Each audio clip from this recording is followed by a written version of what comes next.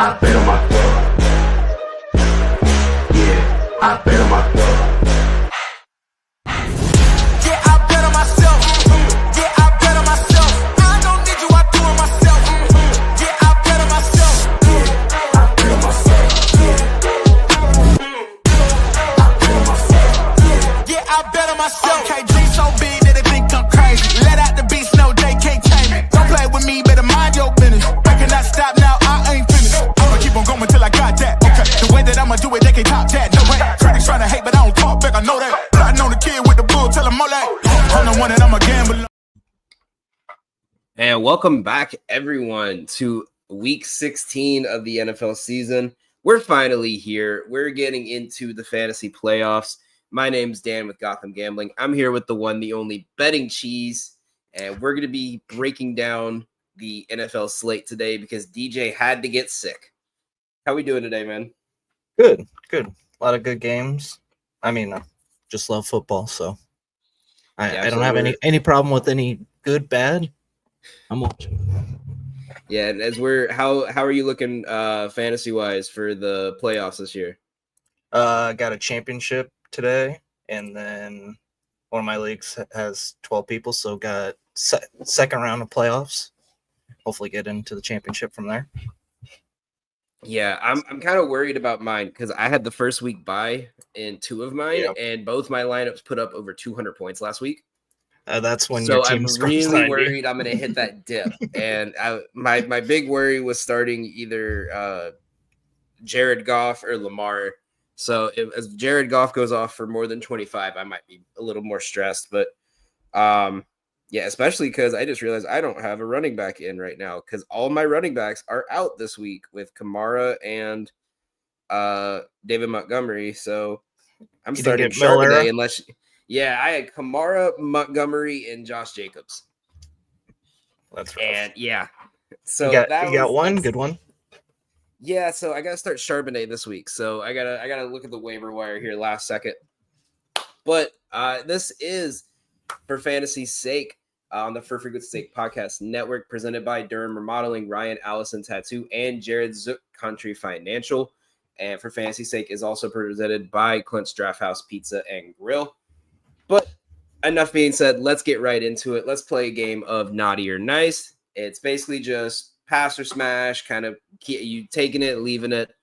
Mike Evans reaching 1K receiving yards. Now, he's missed a couple weeks with injury. I think he's getting close. Looking at the number right now, and I believe he's sitting at 749 with 3 weeks left. Is 250 yards gettable for Evans? I think so. I really do. They're gonna get him the ball. So they want to get him to that 1,000 yards, and he has a streak of a couple of years, right? Yeah, I think every season in his career so far he's hit it. Oh, they'll get it to him. Yeah, and I'm looking at their last three matchups. They got the Cowboys, who are about middle of the pack pass defense. You got the Panthers, who are middle of the pack in pass defense. And you have the Saints, who, we know his feelings on the Saints. He wants to go off on them as much as possible. And they have one of the worst passing defenses right now. I mean, Bryce Young torched them for almost 400. And especially, I'm looking at that Panthers matchup where, you're looking at his last four matchups over the last 3 seasons, 8 catches, 7 catches, 10 catches, 118 yards, 162 yards, 207 yards. So he could get it in that one game alone, if need be. So I think I'm on the same side. I'm going nice with that one. An MVP race, Naughty or Nice? What's your thoughts on there being a legitimate question on who could be MVP this year? Because I think this is probably the first year we've had like 4 or 5 candidates that you could argue could get it. I think I'm going to say Naughty. I don't think it's a race. I think it's Josh Allen. Yeah. See, I get Lamar. I get Saquon. But it's hard to argue Josh Allen. I think the touchdown pass to himself kind of... Who doesn't want that? I think at least fantasy football MVP, it has to be Josh Allen, because who's seen a guy put up 3 60-point games back to back? And I I saw- don't apologize for drafting him. It's been nice. I saw someone had a joke rule in their league where if a player passed to himself, they got an instant 100 points. And so someone was down 20 points going into that game, and he had 158 points from Josh Allen that week. I like that rule. Yeah, I see. I'm gonna go nice just to argue it because I think this is gonna be Josh Allen's award, especially with the news that came out that he's been playing with a broken hand all season. Yeah. But Lamar is having a better year than his MVP season. Jared Goff has had probably one of the most efficient seasons in NFL history. Yeah. I think he hasn't had but like 3 games where he's had more than 10 incompletions, and one of them he still had like 50 completions. Yeah, 400 yards. Saquon is about to break a record. Derrick Henry is having an absolutely amazing year. So I think if Josh Allen struggles in the playoffs, you'll have that argument over what it's going to be, over who it could be. And I think that's the main reason why I think there's an actual race this year is because whoever in the AL, whether it's Lamar or Josh Allen, they're going to have to, one of them is going to have to go through Kansas City. Yeah. At least one. And it's who's going to play better in that situation. Well, and I could see it if Josh Allen loses to the Chiefs. I could see them arguing against it. But I think if they beat the Chiefs, there's no doubt.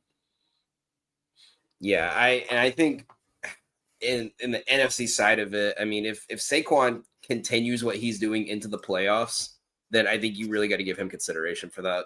Yeah. I think the odds are way favoring Josh Allen right now. Oh, it's like minus 1,000 at this point. Yeah. So they've already pretty much said like they're giving him the award. But if they're one and done, there's an argument. Yeah. Yeah, I think definitely. I think it's just one of those that like I think if Lamar and them can win the division, then you get more of a because that means they have an easier schedule, but they had to come down from 2 games behind with 4 games left. Yeah. Yeah, So, I agree. Moving on, speaking of playoff talks in the AFC North, the Bengals need to win out the rest of the year, and they need losses from the Colts, Dolphins, and Broncos. And the Broncos to lose out to make the playoffs. Is it naughty or nice? That's naughty. That ain't happening. Yeah. I love watching the Bengals. I love their offense, but if they don't score a drive, they almost lose a game. So and the Broncos will pull at least one out. So here's the thing with the Broncos. So they have the rest of the season. The rest of their season, they have the Bengals and the Chiefs. Oh, so that's the thing is, I mean, I think obviously if the Bengals are going to be in must-win territory the rest of the season, and they have a hard schedule. They have the Browns today, which even though it's the Browns for some reason have always given them problems. They have the Broncos next week. That's a must-win game. And they have the Steelers to finish it out. And if the Steelers can't clinch the division, they're going to be trying extra hard in that game. So as much as I like the Bengals, I think I'm with you on naughty there. I could see Colts and Dolphins losing, kind of killing them with the way both of them have been on and off. But I think it's the Bengals losing, not the Broncos losing. That's going to be the problem. Because if you're the Chiefs and you're going into the last week of the season and you have a chance to eliminate your division rival, do you play Mahomes if you're 15-2 or 15-1, 14-2, something like that? Do you play Mahomes in that situation where you have the number 1 seed locked up? I don't think you do, but Andy Reid surprised us before, so yeah. No, and that'll be the game Carson Wentz goes off for like 500 yards. Yeah. Vintage Philly. He has Carson one good Wentz. one in him. Yeah. And then some team signs him. He goes back to normal Carson Wentz. Exactly. And our last one here, DJ put this one in for me. Jonnu Smith to finish as tight end 1 this year. I mean, I can see it. Nice. Maybe. I don't know. To give you context on that one, like 4 or 5 weeks ago, because a couple of the guys that do the show are Dolphins fans. Yeah. They were, bitching about how bad the Dolphins are playing. and how bad Waddle's been. And I said, hey, but Jonnu Smith has been amazing. And the year before, I was all in on Kyle Pitts, and Jonnu Smith took all his touches. So, and I kept telling them, I was like, I'm betting on Jonnu Smith. I'm betting on, and they were like, well, you're losing money. And every week, Jonnu Smith was coming through with like a 30, 40-point game, like was dominating. And so now it's become that I am Nick Westbrook-Akine and Jonnu Smith's #1 fan, because we ran like a parlay every week for them to get a touchdown and made like $100-$200 off it. So, well, I would understand it then. Yeah, with Trey McBride playing the way he is, I'm gonna say naughty. I don't think he'll finish tight end 1. I think there's a couple teams that are more reliant on their tight ends going into playoff situations. Yeah, that are more likely going to use them more than the Dolphins would. I could see Kittle catching up and doing it. I think the tight end position is just such a weird position this year. We don't really know what's going to like. A lot of these teams, you don't know if they're just going to say we're missed the playoffs. Time for the backups to earn their job next year, or what the situations are going to be. So, I would say naughty, because at the end of the day.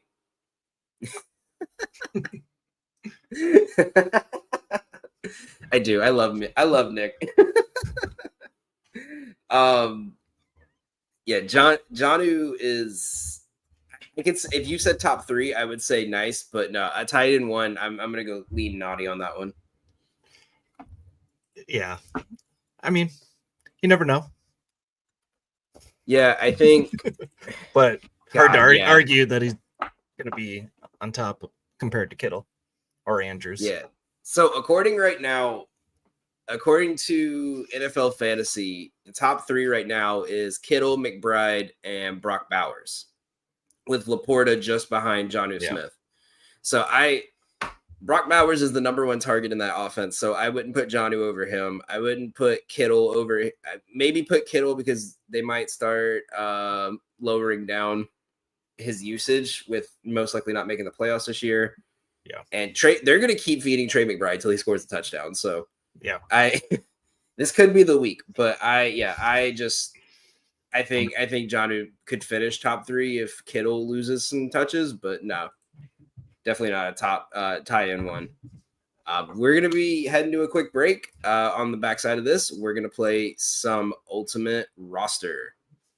For frequency's sake, has you covered on all things sports. From the squared circle to the hardwood and the gridiron to the speedway, we've got something for everyone. Walk down the aisle with the boys from Cards Subject to Change every Sunday as they take a deep dive into everything pro wrestling. Head on over to the hardwood with Doug Green and Watching the W each week for all the news from the WNBA. Want more insight from Pit Row? Check out the Green, White, and Checkered podcast, where they give their insight on everything happening on and off the track. Need your gambling fix? We've got you there. Dan Hancock and Gotham Gambling will help you cover the spread with the Golden Ticket Show. Football more your style? Explore the waters of NFL DFS with DFS Deep Dive with Brian Craighead and Jordan Kernan each week. More into the science portion of the game? The Professor John Bush and Dennis Michelson take you into their science lab and dissect your week in the data lab. Need to know who to start last minute?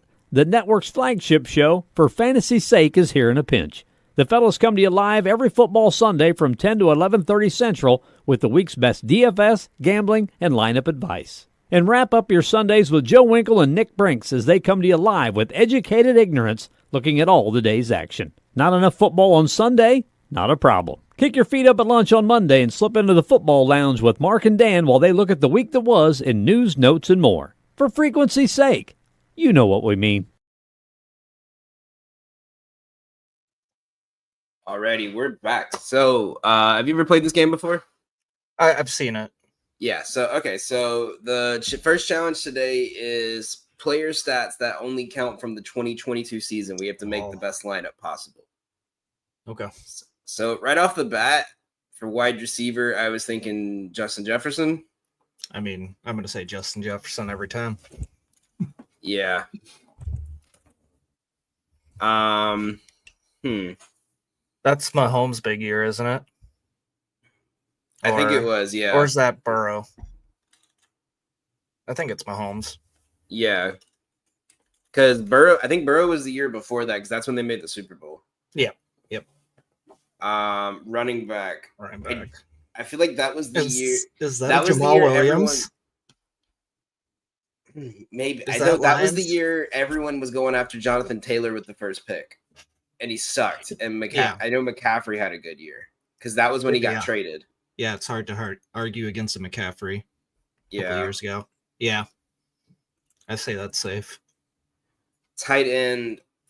Was it Kelsey? Kelsey or Kittle? No, I think Kelsey. Yeah, it's gotta be because I think that was like his last good year. Yep. And then Nice. flex. Is that one? No, it's not a Devontae year. No, You could go like an Eckler or a Derrick Henry, right? I Because feel that's like Eckler Chargers when he really went off. You can go Eckler. I like that. Because wasn't that the year Derrick Henry like broke his foot in like week 4 or something? That might have been, yeah. Yeah, and he missed like Okay. 3-4 weeks.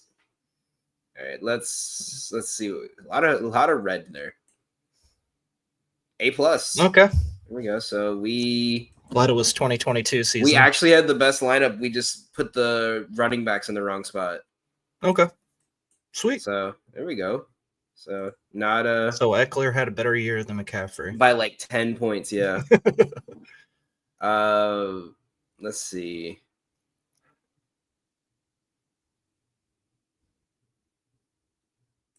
Ooh, here we go. Here's a good one. AFC. I must have played in the AFC North in the last 5 years. So AFC North. Steelers, Ravens, Bengals, Browns. So Burrow. It'd either be Burrow or Lamar. Oh yeah. I'd probably Lamar. 2019 was his MVP year, right? 2019. I think so. Let me verify. Yeah. That sounds Yeah. right. Oh. 20. Running back, would you say Derrick Henry? Yeah. Wide receiver. Oh wait, no. Shit. Stats will only be applied while on an 2023, AFC North no, team. Yeah. So we couldn't do Henry. So Stats will only be applied while on an AFC North team between 2019 and 2023. So probably Chubb. Chubb, yeah. Wide receiver. Can't. Chase only had what, 1 or 2 years in that? 3 years? Yeah. 3 years. Wide receivers. I'm trying to think yeah. That's after Antonio Brown. I don't want to put any Cleveland wide receivers. Yeah. There.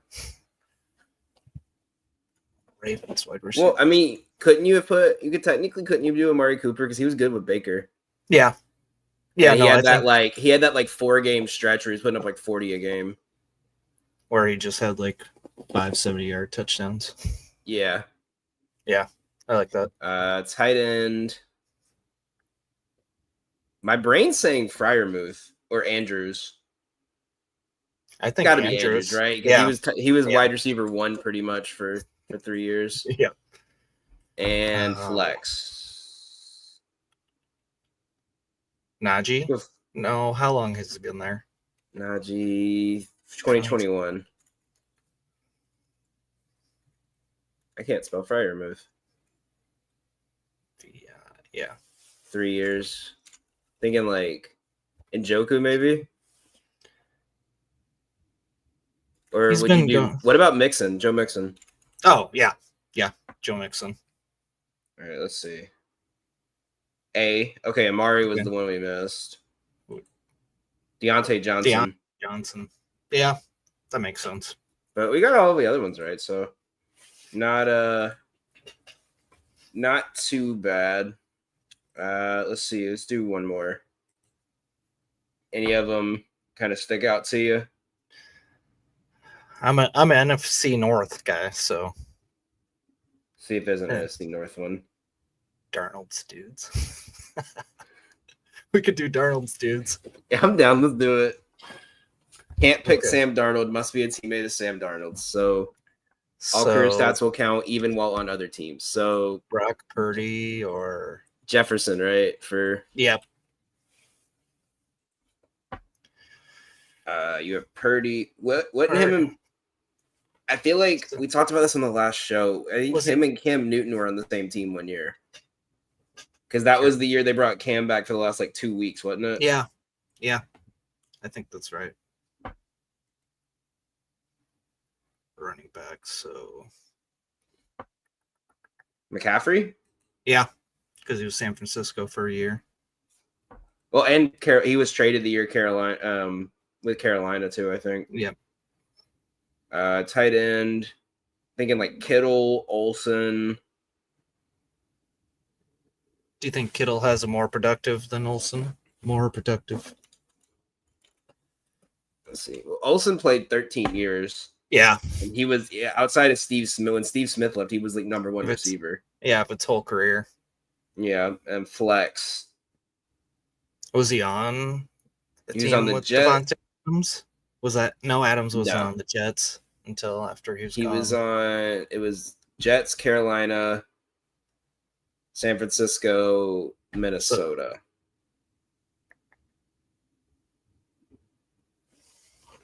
Was he on the Rams? No, that was Baker. My brain is telling me like Aaron Jones, but I don't know if that's right. I mean, that's the best I can think of right now. Yeah. DJ would be so disappointed in me if we don't get this one right. All right, let's see. Oh, damn. Oh, he didn't play with Greg Olsen. Oh, You were right. It was Frank Gore, Demarius Thomas. Frank Gore. Yeah. Okay. You know what's funny? We lost on a Frank Gore one last week too.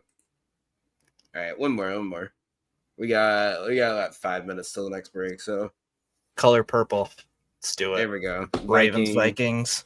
Must have played for a team of the purple. Stats only applied from past 10 seasons. So Lamar.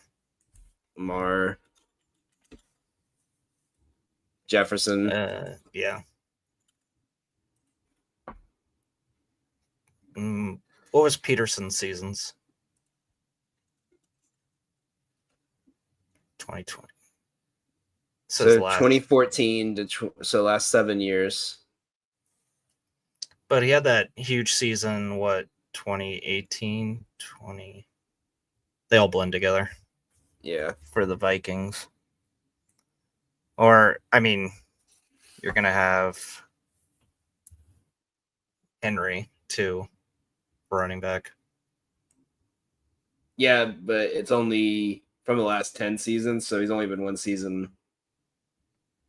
10 seasons is it? on a purple team. Oh, on a purple team. Okay. Yeah. So tight end, I would have to say would be Andrews, right? I don't think Yeah. Minnesota's had. No, Hawkinson's only been there 2 years. Yeah. You don't think Josh Oliver? His 2 catches a game, I don't think is gonna Two break any records. He's that dude in like college football 25 is like your fourth string running back that always gets the ball on the one. Yep. Hey, he can block, so I like Oliver.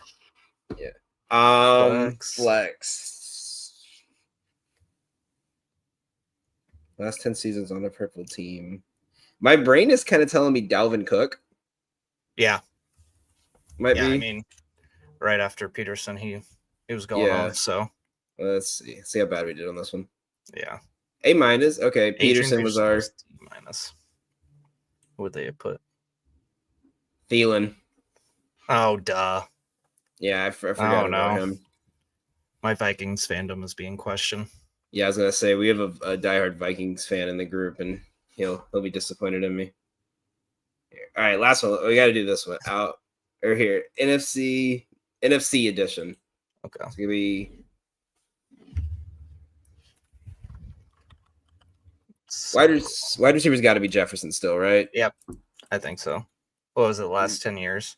Last 5 seasons. Last 5 seasons? Yeah, it's got to be. And McCaffrey, obviously. Yep. 2019, 2023. Only applied on FC teams. Yeah.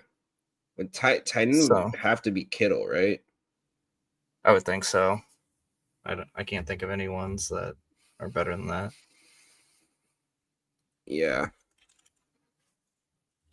Quarterbacks where can't go Goff. Can't go Hurts. Could you go Might Hurts? be able to go Hurts might wouldn't be Just too because bad. of how many rushing touchdowns he scores. Or Geno. Yeah, but Geno only had like 2 good years. It's all their stats from the last 5. Oh. Stafford? Yeah.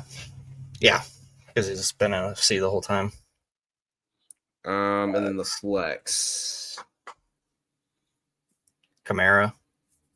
Yeah, it's probably the best option. Let's see here. Last one. A+. Okay. See, Jefferson was the only one not an A+. Cooper Kupp. Duh. And Yeah. Dak over Stafford. I don't want Dak. Yeah, I would not have picked Dak either. That surprises me. Yeah. Yeah. So, all right, that's it for Ultimate Roster. Make sure you guys play the game. Give us your best scores. Send it to us on Twitter at For Frequency's Sake. We'll be back after the break with some flex, marry, kill. Serving the Quad Cities area since 1973. And with over 50 years of excellence on their track record, you'll see why it's so easy to trust their experts when it comes to all of your home improvement projects. This family-owned business has you covered on all your needs. Protect your home or building from the elements today and get great roof repair services. Need new windows? No problem. Durham Remodeling can upgrade your windows and doors. Whether you want to upgrade the little details in your home or office, or want to tear a room down and start fresh, the expert contractors at Durham Remodeling have your back. Even the smallest changes can completely transform your space. Ready to start entertaining your friends for backyard barbecues? Durham Remodeling will help you plan, design, and build your deck and patio for the perfect outdoor space. Durham Remodeling's work is 100% guaranteed, so you can rest assured that you're getting the best service around. Call 309-786-6715 today for your free estimate for all your roofing, siding, flooring, windows, and painting needs. That's Durham Remodeling, 309-786-6715.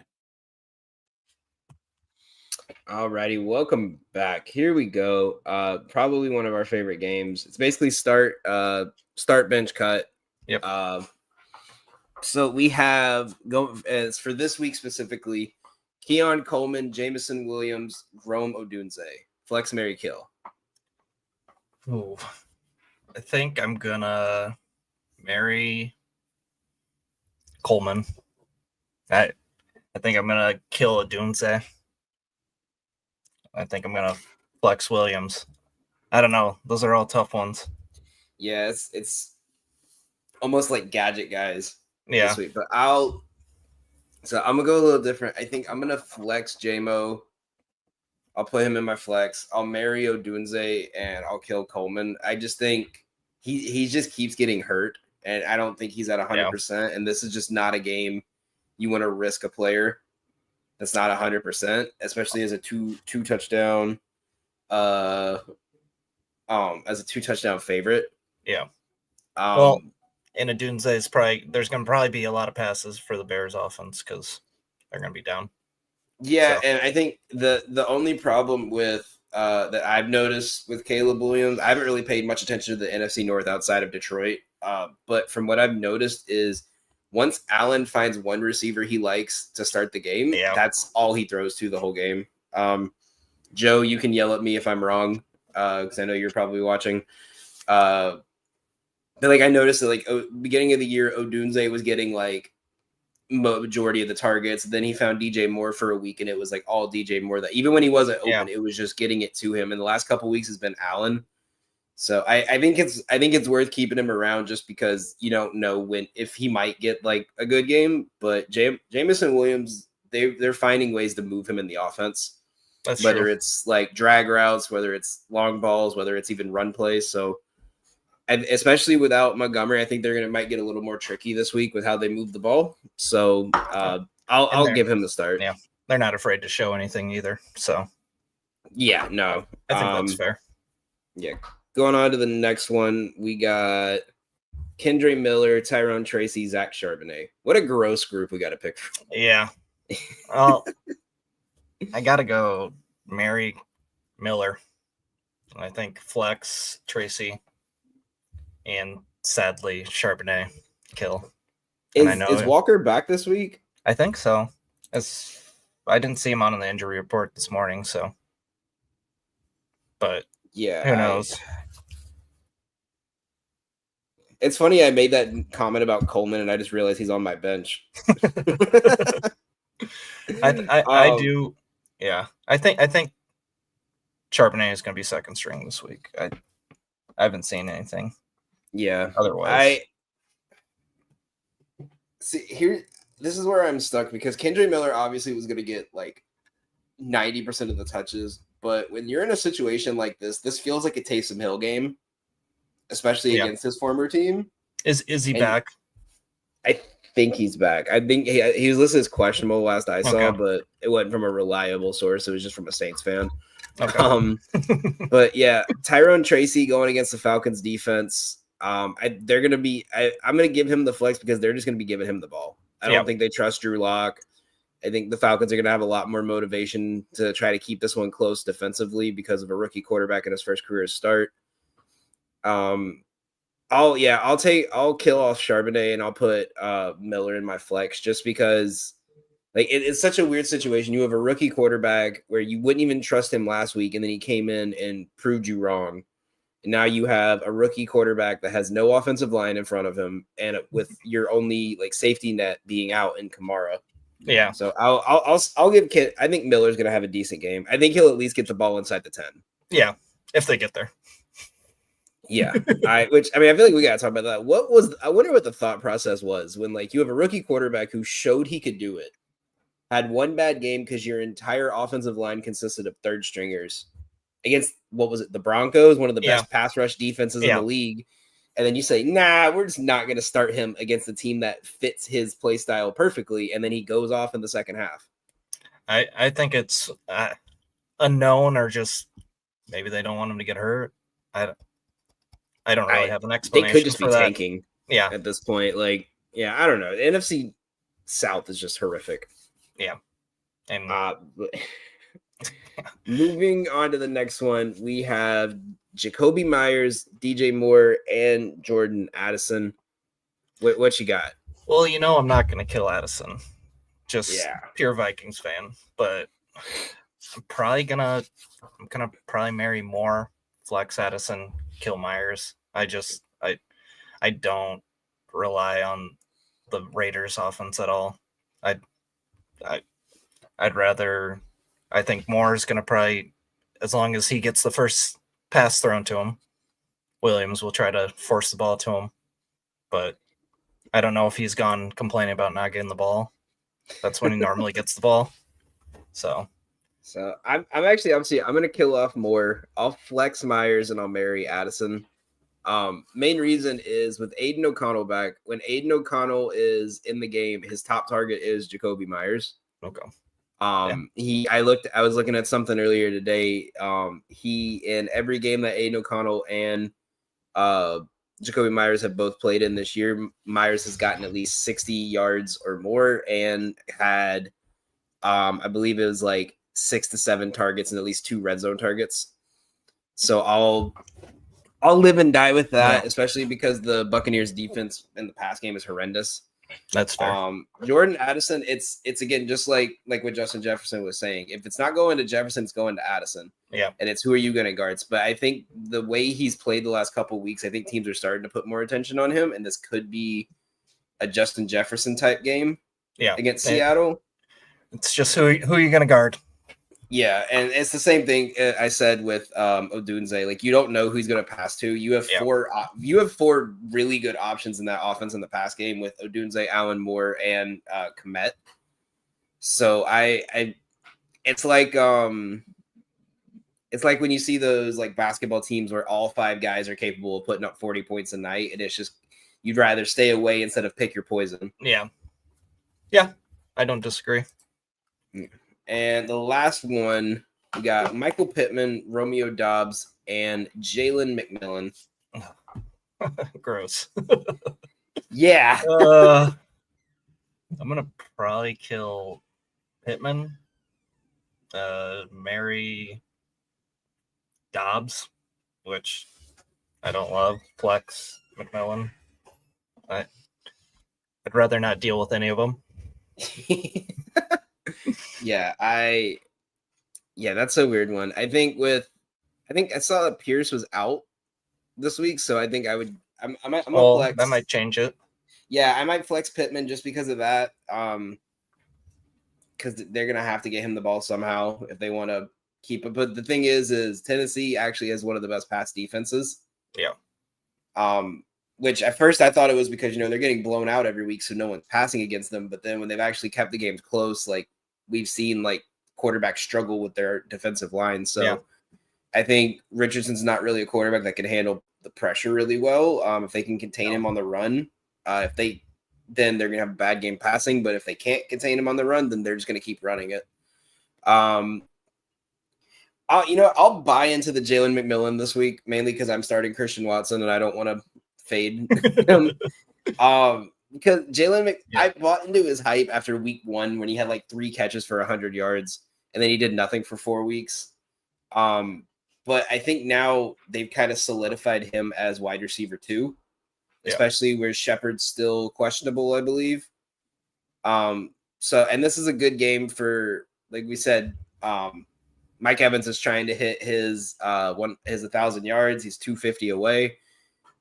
If you're Vegas, you have nothing to play for except not giving him the chance to get it against you. So I could see McMillan getting at least 1 to 2. They get to him in the red zone a lot, so I could see a touchdown at least.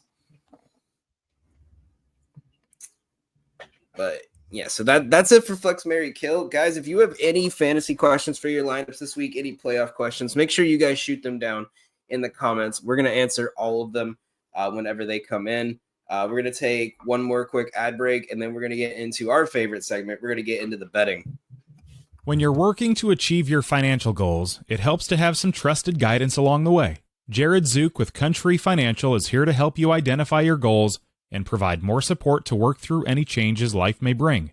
As both a financial advisor of Country Trust Bank and registered representative of Country Capital Management Company, Jared can help you plan for your financial future. As a Country Financial insurance agent, he's prepared to help you with insurance options to protect the people and the things that matter most. Jared is there to support you as you plan for the future and to help you worry less and live more. Jared is licensed to insure in Arizona, Colorado, Illinois, Iowa, Indiana, Kansas, Missouri, and Tennessee. Call Jared today at 217-698-0599 or find him on Facebook at Jared Zook Financial Representative and tell him For Frequency's Sake sent you. All right, we're back. And I know this is the segment me and you could fill up an hour and a half on just alone. So I'll let you go first. Give them your best bets. Let them know where they can find you at. Shout out the squad that we both work with. Okay. I can do that. Moneyline go. Best bets. Is Pollard playing today? Do you know that? I think he is, yeah. Determined. Okay. I still think I'm going to go on Spears over Rush, over 24.5 rush yards, I think, with the questionable Pollard. And Spears kind of just brings a different speed to that offense that I like, and I don't really believe in the Colts defense whatsoever, so I'm liking that. I'm going to go with a Puka touchdown just because Puka. Plain and simple. I'm going to go Jerry Jeudy over receiving yards. That Cincinnati defense just does not have a lot going on. Winston's not starting, correct? Yeah.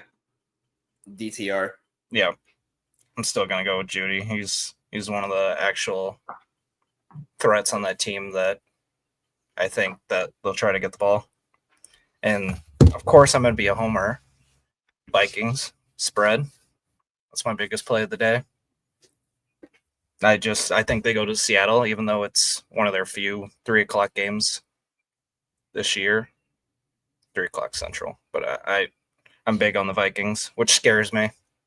I don't like when I like to bet my own team, but I just don't see a world where the Vikings don't get off the gas pedal. Yeah, no, I'm in agreement with you on that. I have Vikings money line and Vikings -3. Yeah. As two of my plays for the same for a similar reason as honestly same reason as my play of the day. Because the Lions got beat and it puts the Vikings in a better position now. And so now the Vikings need to basically put their foot on the gas pedal and they can't let off. Because like if the Lions had won last week, then I would say the Vikings need to play to get that first wild card spot. Yeah. But you have a position now where like who do they have left the rest of the year? They have Seattle, Green Bay, Lions. Yeah, exactly. And the Lions have the Niners and the Bears leading up to this. So you're in like I think if you lose one more, you're just playing for that first wild card spot. Yeah. At this point, but you have a legitimate chance if you can keep up with them to at least try to win. You have to win out and hope they lose 2 of the last 3. Yeah. But Dan Campbell's not going to pull his foot off the pedal. So as long as Vikings win out, they win division. So I don't see Kevin O'Connell just sitting down and taking that. I think he's going to press the gas pedal and just have Darnold chuck the ball. Yeah, and especially with 2 of your last 3 teams not having good pass defenses. Yep, it's kind of like you got to go for it when you can. Seattle's kind of just wanting to play spoiler and trying to hold on to their division right now. Yep. No, I like that. I think I'm actually opposite you. I'm leaning Pollard's yards. I might use him in a parlay mainly because so Pollard, we're in bonus season time. Yeah. Pollard is at 970 yards. He needs I think it was like 9 sets. So he's a little over under 200 yards left to reach his bonus of $500,000. Yep. So he's got 3 games left. This is the team that has the worst rush defense that he's going to face in the last 3 weeks. It says he's in line to play. I think he obviously might get limited a bit because Spears has been playing good, but their 1-2 punch has been great. He's been great. His line's at 62. Betalytics has him at 60. I took him for 50 plus, and as a parlay leg, you could add with anything. My play of the day, I'm on one of your guys' rivals. I'm on the Lions -6.5. The big reason for that is simply this is a great bounce back spot. You just got beat by a potential Super Bowl matchup. You have 2 options here. You sink or you swim back up to the top. And you're against a team that is already sinking and they're sinking worse and there's a lot of chaos. So why not just go in there and smack the shit out of them? Yep. Like, and it's not like this is a letdown game. I think a lot of people look at for a normal team, like this is a letdown spot where you're okay, we have the Niners next week. So we're just gonna, do what we can, win the game, and then focus on the Niners. But this is Dan Campbell coming off a loss. They're not doing that. No. Since he became the head coach, they're 18-9 against the spread after a loss. And over the last 2 years, they're 6-0 after a loss with a coverage of at least 10 points. So when they lose, they're smoking teams the next week. So I'll trust that here. I have this closer to -8.5, -9. So I would even take this up at 7.5 if you can find it there. Looking at some of my other plays, there's one other play here before I get into the 2 parlays that I was required by DJ to put together. And that's Josh Allen's pass yards. I do think that this is going to be a blowout game, but we've seen it this year. They don't take their foot off the pedal in terms of the pass game. No. So I think he could hit 200 yards by halftime. I mean, I think the Patriots have been really good at keeping these like big spreads close. And I saw something the other day that in the last 3 years, teams that have been double-digit underdogs, or at least like 2 touchdown or higher underdogs, have covered the spread in like 50% of the games or something like that. So I don't think they're going to keep this one that close, but I think Drake May and the Patriots are going to put up enough of a fight to kind of keep this one where Josh Allen's going to have to keep passing until the fourth quarter. So 235 just seems too low for a guy that's been putting up like 300 a game over the last 6 weeks. So I'll trust that one. And then we have a parlay here. For you guys that are watching, you're getting this before. This is our free Twitter parlay of the day. You're getting it early. Just because I like you guys. We use the BetMGM profit boost on this 3-leg play. We took Detroit -7. I took your best bet, Minnesota Vikings, but I took the spread at -3. And then I added like one of my favorite sneaky plays from Betalytics, the Bucks money line. Yep. And the main reason I took that is hopefully they don't yell at me for this, but I'm going to put y'all onto a little like secret sauce kind of thing I've been using with them lately. So if you look here on their site, right? Tampa Bay to win 70% chance. The spread is 53% chance. So that alone right there makes me think that, yeah, they're going to win this game, but this could come down to a last-second field goal. This could come down to that, like, you're up 10, you give up a touchdown, and they're going to kick the onside kick. So when there's that big of a disparity between the coverage and the money line, when the money line's that low, I'll just take the money line and add something with it with the juice. So that's why I add that here. That parlay after a boost is $6.15. $10 wins you $70. $5 wins you $35.77. That's one of my favorite parlays. That's just something I want to sweat a little bit today while I'm at work and I can't watch games. But so we have, if you guys are new, we over the last couple of weeks, we have been running a theme parlay every single week. 2 weeks ago, it was players with hyphens in their name. Last week, it was players who have 2 first names. Their last name could also be a first name. And we hit that parlay with Tim Patrick in there. That's how sweaty we got with that one. This week's parlay was the hardest one I have been given. Thank you, Joe. I know you're watching right now. You son of a bitch. I miss you. I love you, Joe. I'm sorry about your Bears and your Seminoles and your Orlando Magic and every one of your teams is just going through hell right now. So I'm sorry about that. So that parlay, I couldn't make a 5-leg parlay work because there was nothing in me that would let me take a 5-leg touchdown parlay because most of these guys weren't playing either on Sunday. They were either Thursday or Saturday. But we have a 3-leg touchdown parlay that is based off of teams in the college football playoffs, NFL players that went to those schools. So the first one we did was Penn State. Great. Saquon Barkley. We added him in, -170. He's obvious touchdown pick here. They're going to give him the ball down low. The next one I got is T. Higgins. Got a touchdown last week. They're giving him a little bit more attention because Jamar Chase is demanding more people on him. And the last one here, I had to put him in. G-Money. I know you're still watching, so you're going to love this one. Indiana great. Nick Westbrook-Akine at +400. At +400. Now, I have been betting him every single week to score a touchdown since week 5. And it's been sweatier and sweatier. And he barely got a touch last week. And his number went from +200 to +380 in 1 week. But the reason I love this is this. Will Levis is not starting. Mason Rudolph is starting.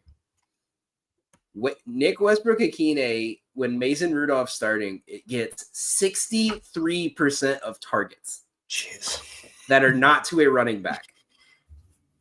This is, if you remember, when Calvin Ridley bitched about not getting touches, it was when Mason Rudolph was quarterback. And then when Levis came in, he had like 15 catches in the first quarter. So Mason Rudolph loves Nick Westbrook-Akine. They're both backups. They're both, they've had a lot of reps together. Indy does not do well, plays a lot of zone defense, but does not play zone defense well. Nick Westbrook-Akine is actually a top 10 receiver against zone defense this year in terms of like depth of targets. So I think we could see a deep bomb again from him today. I think we could see like a 15-yard like out route go for a touchdown. So I'm risking it. I use the bonus bet, so I don't lose anything on it. But if it wins, $1 wins you 15, $10 wins you 150. Let's sweat it out. All 3 are in the 1 o'clock window too. So you'll either go into the late window sad or extremely happy. So Yeah, that's my play today. We got a couple extra minutes for our next ad break, so I'm just gonna go over.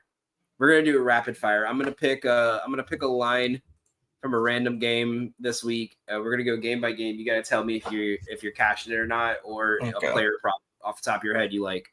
Okay. Browns Bengals over under 46.5. Over. It's gross, but I love it. Yeah, I think I'm taking. I'm taking in that one. If I take anything, I'm taking the Browns team total under. What is that? Like 17.5. Or you could justify under 7.5 in the first half. I think like the Bengals defense gets tired in the second half, and that's the problem. Yep.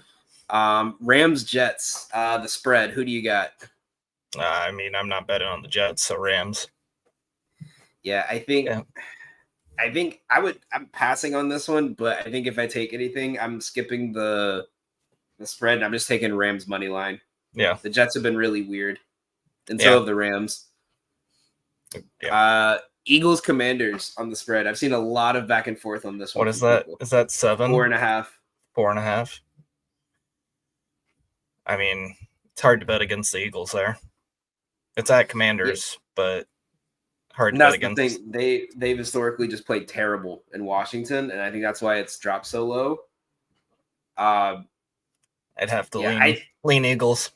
Yeah, I would lean Eagles there as well, just because Commanders did not look good last week coming out of a bye, and this is not the team you want to play at when you're not looking good. Especially after they beat an in-town rival by 3 scores. Yeah. Cardinals Panthers, the over/under. 46.5. 46.5. Cardinals Panthers. I'm gonna just lean under, just solely because I don't trust either offense. Yeah, I'm curious about that because I know Betalytics is projecting an over there by a good amount, but I'm trying to find a spot for it here. I know I don't really see much in these defenses or these offenses, so I think I would have to lean under here. Yeah, not one I'll be watching. Yeah, and Betalytics we trust. That's true. If they say over, I'll play over. Yeah. Titans and Colts. Spread is at 4. 4. I think I'm gonna lean Titans here. I was thinking that too, but it worries me with the backup quarterback. Yeah. If Pollard's not fully healthy, you're limiting everything. It's more of a fate of the Colts than the belief in the Titans. Yeah, the Colts, honestly, someone said the other day the Colts this year are just the Jets from this year with a young quarterback. It's to say that you don't know if they're actually going to play or not. They have a great running back, they have good defenders, but they all of a sudden suck. They just find ways to lose. Yeah. And we already know I'm taking Lions here. Lions Bears on the spread. Agreed. 6.5. I'm not going to bet against the Lions, and I'm not going to bet on the Bears. So Giants Falcons plus 9.5. Probably going to take the points. I don't want to. For the Giants? For the Giants, yeah. Yeah, Penix has looked good, but that's just too many points for a rookie quarterback on his first start. Agreed. Especially, it was 4.5 when it opened. It was 5.5 the day that Kirk Cousins was officially announced as bench, and then it kicked to 9.5. So that's where I'm kind of I could see it being a touchdown game. If it was 6.5, I would take it. I don't know about 9.5. Yeah, it's a lot of points. Yeah. We already know you got Vikings 2.5, and I got Vikings 2.5. What about the over/under here? I'm gonna say, I could see Vikings going out scoring 30 plus, and their prevent defense is just horrible. The Vikings, their defense overall is good, but their prevent defense is terrible, and I could see Geno picking that apart. So I'm gonna say lean over on that. Yeah, that's what I'm curious with that one because it started at 45 and it's already kicked down to 42. So I think a lot of people are looking at Sharps that. probably on. Yeah, like they're looking the at under. like the under there. And I'm seeing a lot of like experts kind of leaning on the under there as well. Supposed to be But rainy. I would say, yeah, the over too, because both teams, the big thing with this is both teams could be shut down and then just have an explosive play. Yeah. That's the problem with those explosive teams is you don't know when it's going to happen. Like they're not consistently 4 minutes down to the end zone score. Yeah. Both teams have that threat of, we could score 70-yard touchdown right here. Yeah. So, or we could go 3 and out on every drive and it's 7-3. That's why I've stopped betting like Seahawks totals. Yeah. Because it's like 1 week they're scoring 60 points. The next week it's like 3-0 in the third quarter. Yeah. We got 4 more games today. We got Patriots Bills minus 14.5. What's your angle on that? It's a lot of points. But I mean, I would back Buffalo. Just I think they're gonna hit the gun and show that they are number one. And I mean, I'm gonna put faith in Josh Allen, even though he's gonna do something weird during the game. Some stupid shit. Yeah. He's going to make you shake your head, but then he's going to rush for like 2 touchdowns and throw for 2. So I'm going to take a different angle. What do you think about the first half spread? It opened at 7.5. FanDuel still has it at 7.5 at minus 110. A couple books are sitting at 8.5. If 7.5, I love that. I just don't think the Patriots wide receivers struggle catching the ball, first of all, and their offense line's horrible. So it wouldn't surprise me if Buffalo comes out, puts 14 on them right away. Yeah, you can also get the first quarter spread at 3.5. I don't mind that one either. Oh, yeah, I might play that as a personal play here. Yeah. Yeah, I'm gonna jump on that. Yeah, we can post it and say that we collabed on it on the show. Yeah. Teamwork. Yeah, I think that's the angle because like those are the games like the second like they put their foot on the gas in the second half, they kind of just slow off. Yeah. It's like never tell you like the maddest I've ever gotten at a game was an Eagles game because I took them minus 9.5 for like a 5-unit play. For the first time ever, I took a 5-unit play and they were up 20-0 on the Jaguars going into the fourth quarter. And they let them score 2 touchdowns. Oh, yeah. Gotta love that. It's one of those, like, it's the 4 o'clock window on Red Zone, so you just have to watch it. You can't just ignore it for another game. Nope. Here's hour. One. Yeah. This is what I'm curious about, because I feel like this is a weird spread, because these are both 2 teams that have just been so hit with injuries, they haven't performed what everyone expected. Dolphins Niners, the spread's at 1.5, the total's at 44. Are you taking anything on that one? That's a stay away. If I had to lean on something, probably Miami, but I won't put any money on that. Yeah, if I'm leaning anything in that game, I think I'm leaning the over because both these defenses have just not been there. Yeah. Every projection I've seen has it very close. Like if they have it under, it's at like 44.2. Like it's not like too much of a difference. Like I think they have the number right on the money.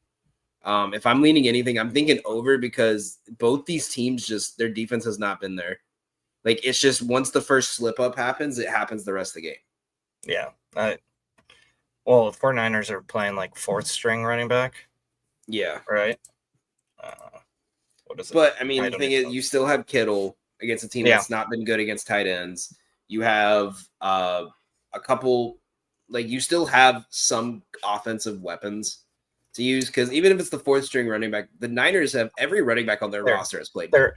And their offensive line and their scheme is just dominant. And the thing is, this is more of a, kind of a man up game because this is 2 guys who are assistant coaches together. Yeah. Going against each other. Same thing with the Dolphins. You still have HN. I think he's playing this week. Yeah, I think so. You still have Hill. You still have offensive weapons, and this defense has just not played well. No. You So think I feel like this Debo's- is a game you're going to see a lot of gadget plays. You're going to see a lot of like, get the ball to Tyreek and let him run. Get the ball to Juwan 50 yards down the field. Like it's going to be a very chaotic game that could either end like 10. Like I feel like this could be the game that you see it's 7-3, but both teams spent majority of the game in the red zone. It's just they were running trick plays, like going for it on 4th and 6 from the 25, like something like that. So that's gonna be an interesting one to watch. I think it's just gonna be like one of those where we're gonna watch it and be like, oh god, if it was another year, this would be great. But you think Debo gets his second touchdown of the year? I've drafted every year. I've drafted Debo. He's not done anything. So I think Debo is getting a ban from my list. There's 2 Permanent bans ban. I have, and my biggest fantasy hot take is if I get the number 1 pick, I always trade it. I'll trade you the draft spot and let you pick the number 1 pick, because think about it. Over the last 4 years, the number 1 draft pick has been season-long injured for the entire season. Yeah. Think about it. Jonathan Taylor did absolutely nothing. Jefferson was hurt all last year. Yeah. And McCaffrey hasn't played more than 10 snaps this year. Yeah. Like what do you do? Which fun little story. One year, a guy and me and him were like neck and neck, and he wanted an edge on me. And he knew I stopped caring, and I was just playing fantasy to play fantasy. And he traded me Jamar Chase for Jonathan Taylor in like week 10, right before he blew up. Yeah. And it was in a work league with like 70 people. So like the pot was like $500. It came down to the last week of the season. It was me versus him, and the only 2 players we had left was Jonathan Taylor versus Chase. Jonathan Taylor puts up 5 fantasy points. Chase put up 45. Gotta love that. I bought him breakfast with the winnings the next day. Probably appreciate that. He was pissed. last 2 here before we go to commercial break. We got Jags Raiders. Is there anything that makes you want to look at this, or is looking at that make you want to throw up? Every part of it. Every part of that. What is it? Vegas -2.5. Yeah. Matt Jones versus Aiden O'Connell. That's what we got. Premier today. matchup. The matchup of the century. Yeah. It's a good thing I can just watch the Vikings during that time period. I was gonna say, can we talk about the 4 o'clock window? Because it's Vikings Seahawks, Bills by 15, Niners Dolphins, and Jaguars Raiders. Yeah. This is why they started playing ads during the 4 o'clock window. Like on Red Zone. Like there's nothing to do. No, that will just be Vikings game. I'll take the commercials. I don't need Red Zone. Yeah, I'll be at work, so I'll just watch it on my. I'll watch the NFL Network's like scoring channel where it just shows random scores. And then last one tonight, and we'll do the Monday night one before we head to our break. We got Bucks Cowboys. Bucks -3.5. I already kind of said my piece on it. The total is at 47, which is interesting with Cooper Rush at quarterback. But I'm curious your thoughts on that one.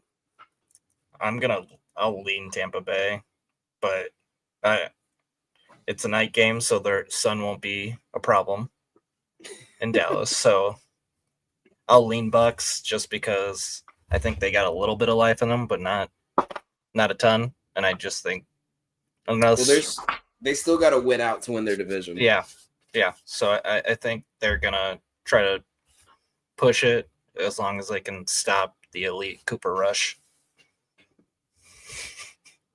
Yeah.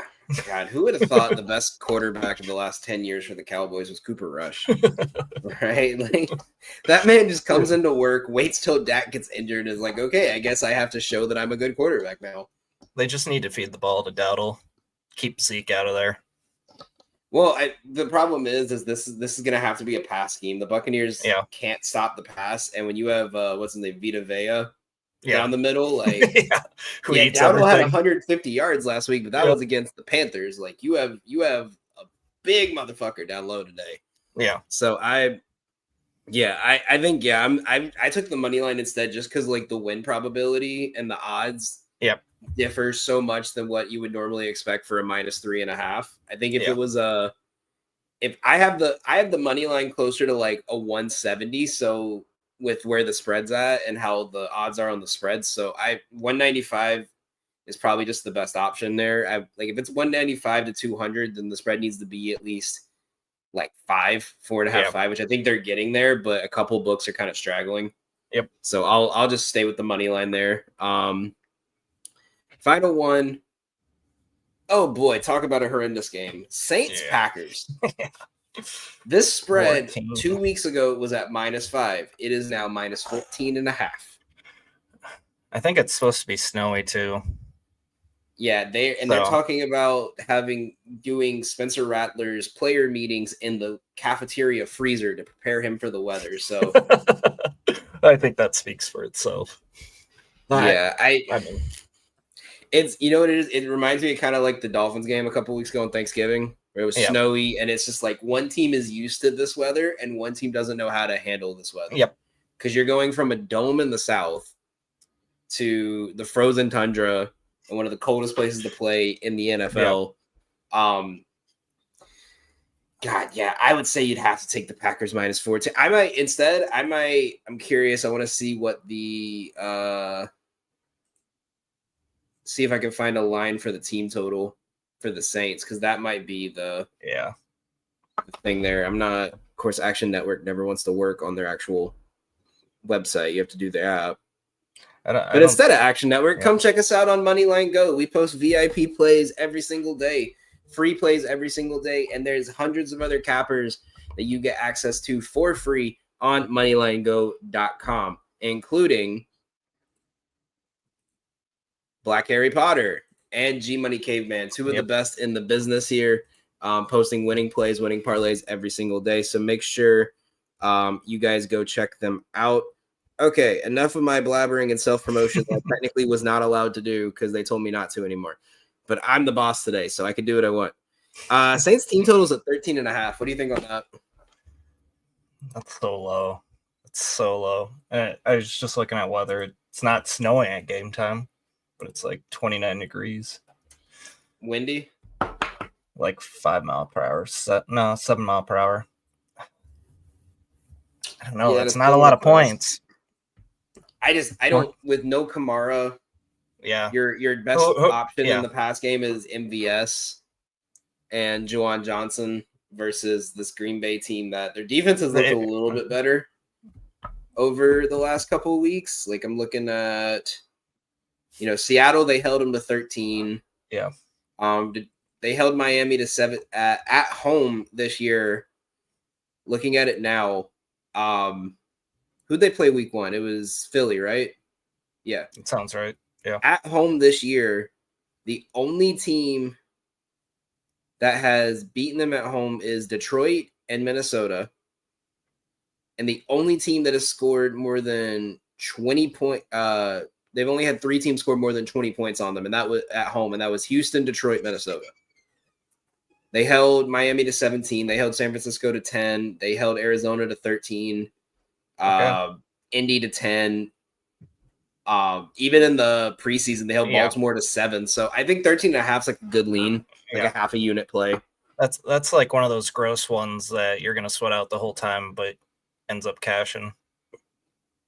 Yeah, and I've seen a couple people say like the way the Packers offense has been against this bad of a defense, the over could be in play. So I mean that might be a play there. When a spread's 14.5, I don't like taking a total because that could mean 14-0. That could mean like 28-14. Like you just don't know. Yeah, that's what I'm taking there. But we are gonna head to our one of our last commercial break, or actually, we'll head to our last commercial break here.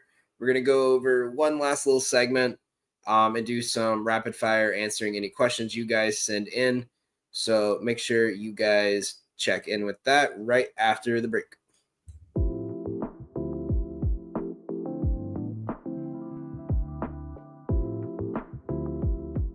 My name's Ryan Allison. I've spent over a decade immersed in the art of tattooing.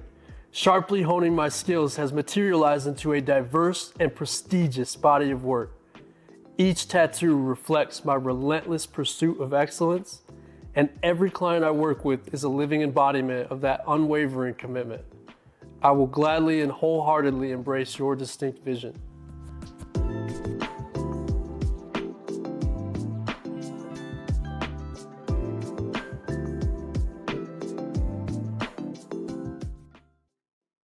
Do you love everything sports? So do we. That's why we shop at Atomic Sports Cards and Collectibles. Atomic has everything you could ever want to blow up your collections. They have sports cards ranging from the 1980s to today, whether it's singles, wax packs, hangers, or boxes.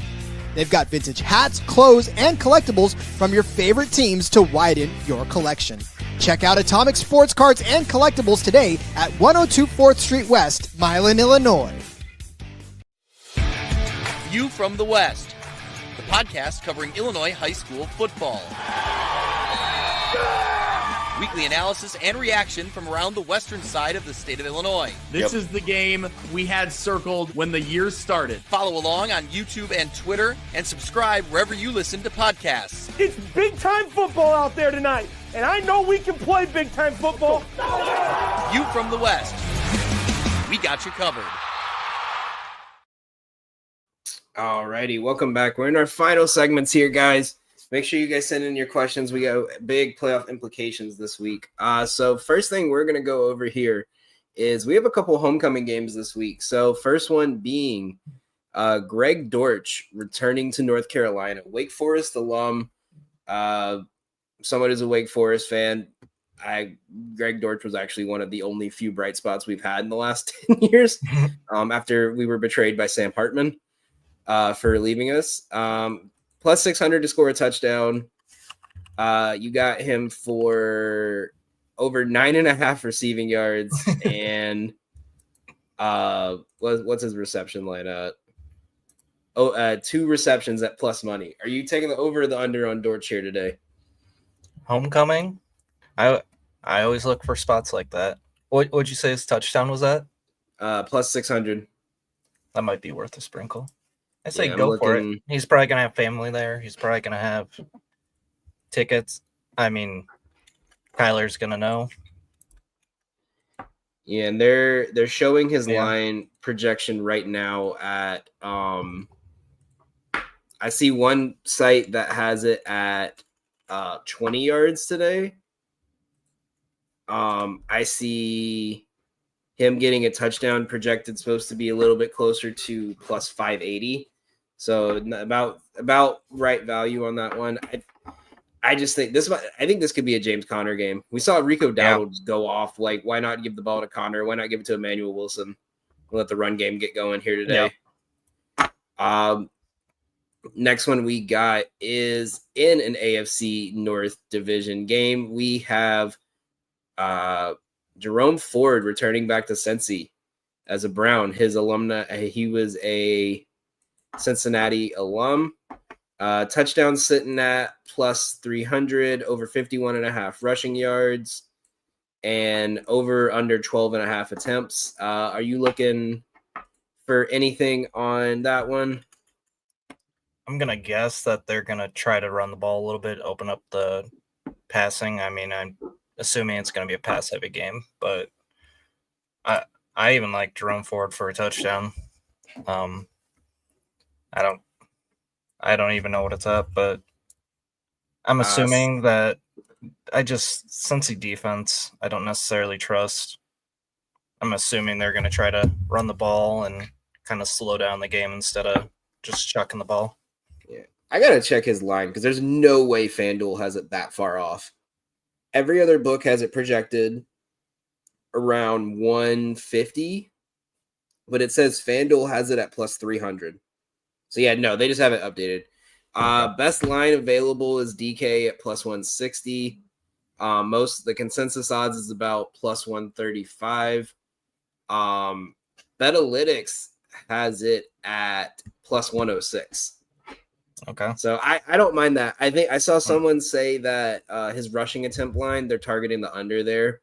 They're going to have a 3-man backfield with Chubb out the rest of the season. Yeah. So you could see a lot of Deontay Foreman. You could see a lot of Pierre Strong or whatever his name is. They're like 4th string running back.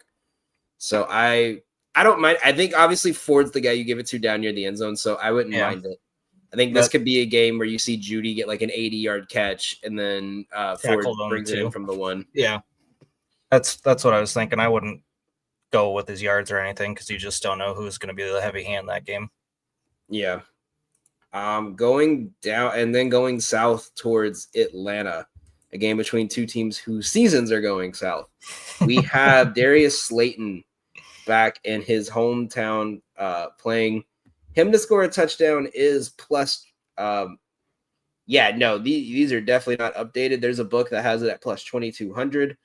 Everyone else has it at plus 400. Yeah. His receiving yards is sitting at 26.5. Receptions is sitting at 2.5. Are you biting over under on this one? I'm gonna say under. I just don't trust him. Don't know where the ball's going for them. I'd bite under. I just don't have faith in it. Or stay away from it. Yeah, I think under's the way to go if you're that sick that you need to bet on that. He hasn't been seeing a lot with Drew Lock in.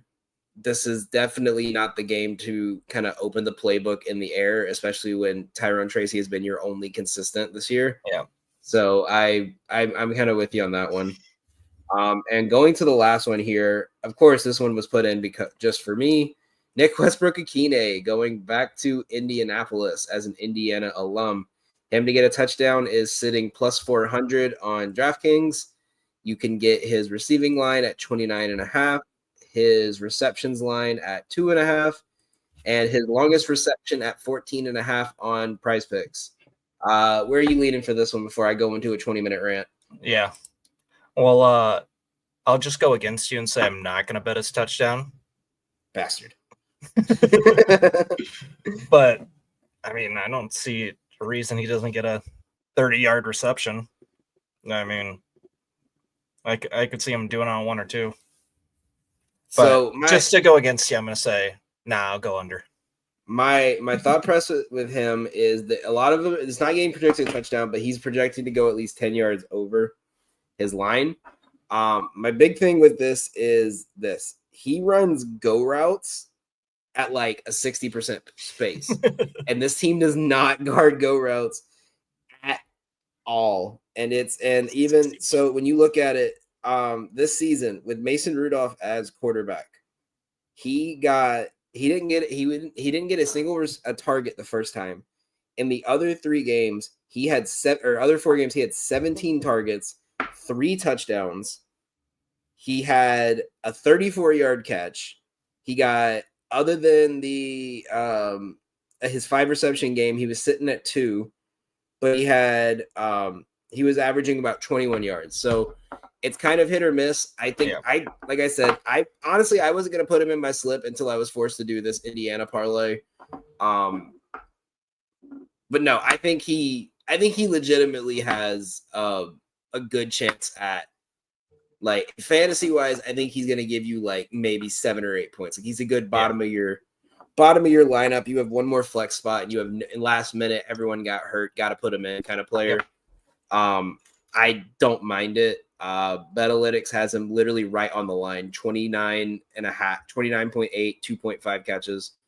So I think, I think this is a weird game because, and the main reason I say that is because last year we saw Ridley do really well against Indy because he plays well against zone.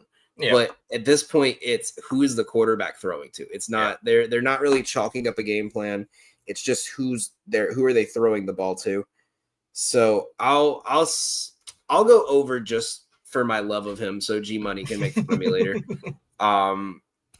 So that's our revenge games. Final segment before we head out here.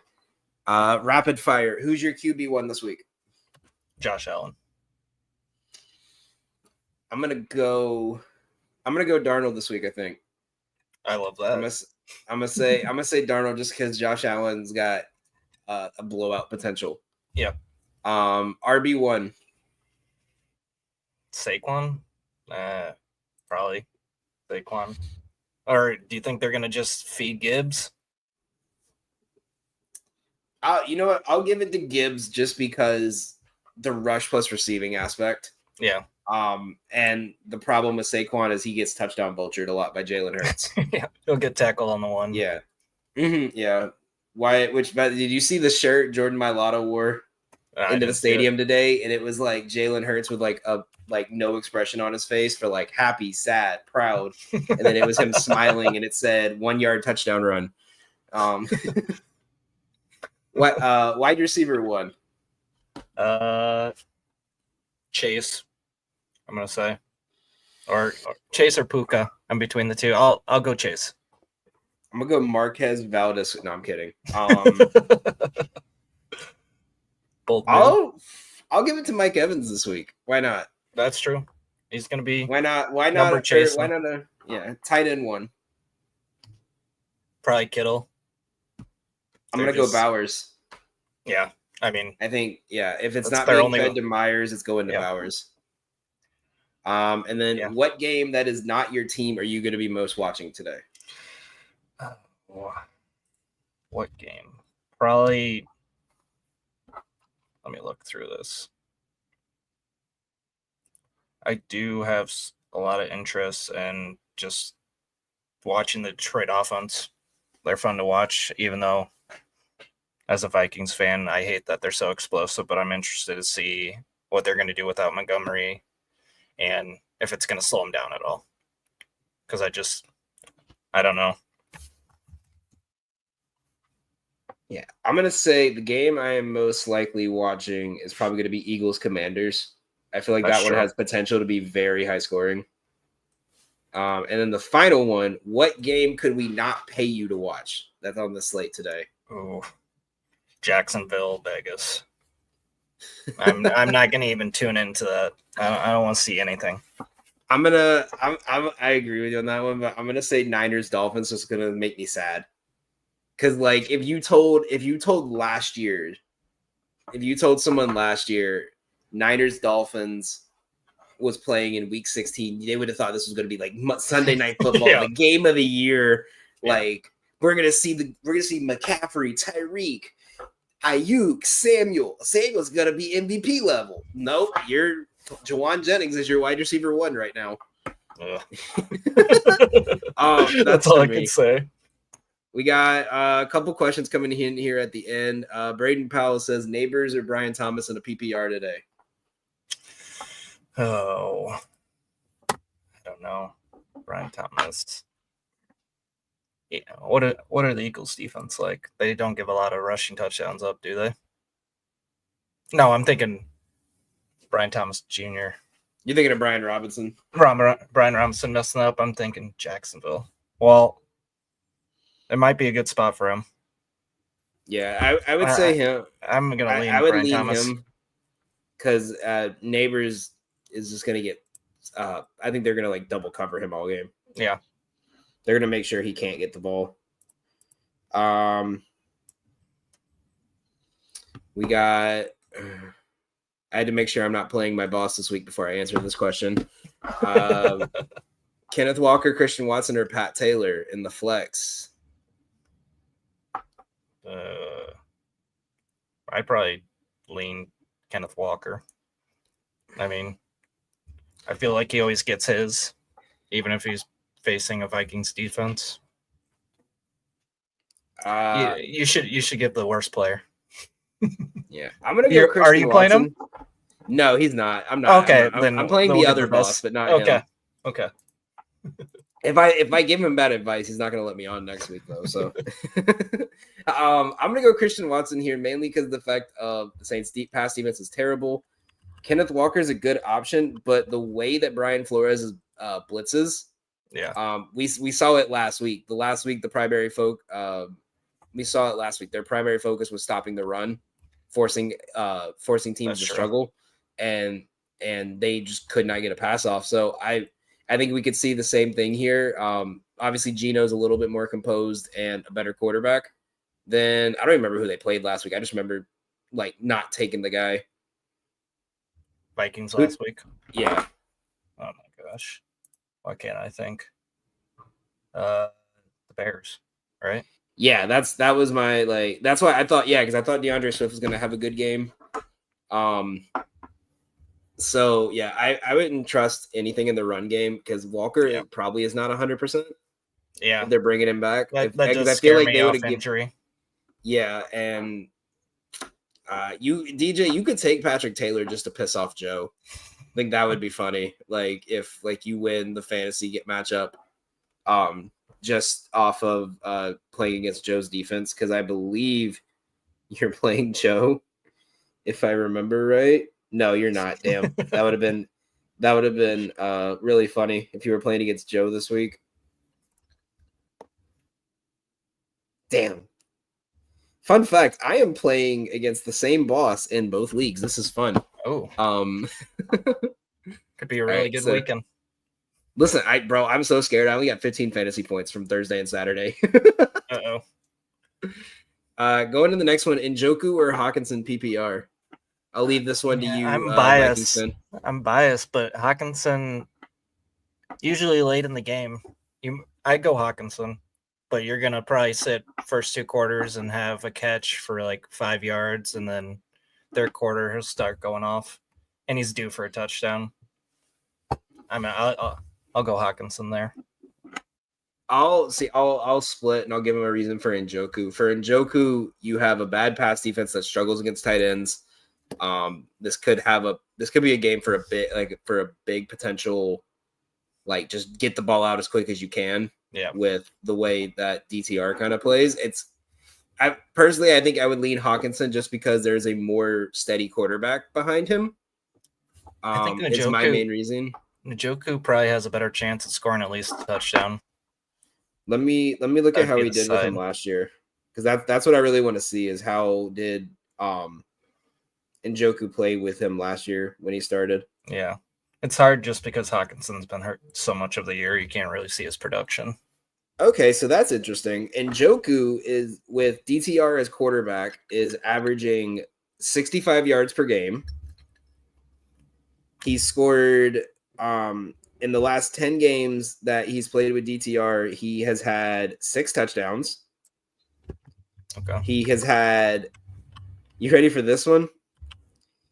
In his last 5 games with DTR as quarterback, not including the Pitt game where he came in the last second. Yeah. 10 catches, 6 catches, 10 catches, and 9 catches. And that's kind of a clear one right there. Yeah, and is playing the 5th worst passing defense to tight ends. So I would say Njoku's probably your best bet there. I think I agree with that after hearing all that. Yeah. Also from Edward, Mooney against the Giants or Kupp against the Jets at flex. I can't believe that that's actually a hard one right now. Yeah, that's a Kupp. He might only get 6 receptions, but he could also get 10. I'm gonna go Mooney. Mooney has secretly been like the best receiver. Well, that was with Cousins. Yeah, Penix. Though. Yeah, that was with Cousins though. I would say Kupp because of consistency. Yeah, that's a safer play. Yeah, bench both of them and start Nick Westbrook-Ikine. That's what you need to do. Don't do that. or play Hawkinson and Njoku if it's the same league. Yeah, you have that option available as well for you, Edward. Last one from DJ. I'm telling Joe you said Caleb sucks. Okay, good. Because all right, you ready for this? This is a fun little fact. Since you're still new to the For Frequency's Sake squad. So Joe, when the Bears beat the Panthers, talked shit like they won the Super Bowl. He is like, suck it, you guys suck. And ever since then, they are 1-8. And in that span where he talked shit, both his football teams have sucked. His Orlando Magic lost every single player to injury. Florida State is just Florida State. Yep. So every sport team he follows has struggled since then. So Joe has cursed their team. So you can tell him I said that. Joe will be disappointed in me, and I'm going to get a call tonight at like 11 o'clock when he's sad and being like, why would you say that, Danny? I thought we were friends. Or Caleb Williams is going to lose the game but throw for 250 yards and be like, he doesn't suck. His team sucks. His team does suck. I genuinely think I will defend Caleb. Caleb. Would be good. He scares me. And then NFC North, he scares me. He has those flashes, but it's doesn't matter if you don't have tools around you in offensive line. Yeah, that's the thing. I fully agree with the statement of if he had an actual team around him, or actual coaching staff around him, then he would be playing a lot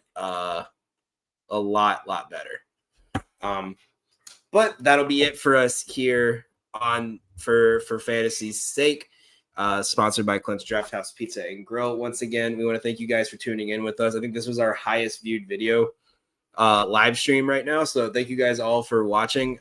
Once again, for Fantasy's Sake podcast on the For Frequency's Sake Network, presented by Durham Remodeling, Ryan Allison Tattoo, and Jared Zook Country Financial. Thank you guys for watching, and hope everyone wins their matchups this week.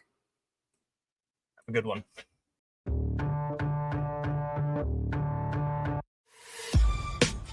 This has been a For Frequency's Sake Podcast Network production. For more great content, subscribe to For Frequency's Sake on YouTube, Facebook, and Twitter.